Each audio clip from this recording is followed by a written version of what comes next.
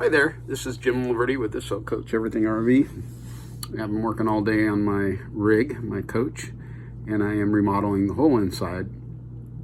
And so I was trying to figure out what to do about my lights that I've got hanging on the walls. And I was thinking, well, maybe I should go buy new ones, but I was thinking maybe I should just try to redo the old ones that were there. And so I'm gonna try to redo them and take them. I took it off the wall and I'm going to show you what I've got. Okay, so this is what I've got. This is it's a cheapy light fixture, but I took it apart, took it off the wall, and I've taken it apart, and you know, this little gadget goes on the end right there, screws in. So what I'm going to do is I'm going to take it all apart and I'm going to spray paint it with this Rust-Oleum Universal Hammered Black Primer and paint in one. And so it's got a nice hammered look, and it'll get rid of that ugly gold color. And I don't know how it's going to come out, but enjoy the journey with me. Okay, so the light came apart very easy. There's several parts with RV lights that you got to be aware of. One is going to be this on and off switch.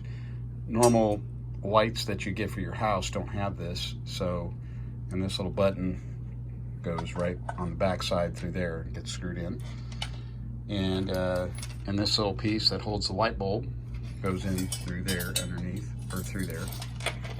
So the parts I'm going to be painting are the plate, the bottom section, this little piece right here, and this little piece here. I'm going to clean it up real good and throw a coat of this paint on, see what happens. Might could save me 50 or 60 bucks. Okay, so here are my parts. I used that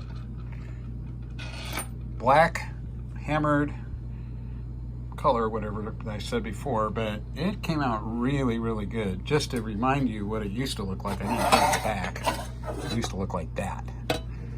But the paint went on really nice and even, and just kind of gave it a nice textured look. Also, I did one of my poles that I'm going to probably do every one of them like that when I paint the cupboards, but that's the color that the pole will be, and that used to be gold as well.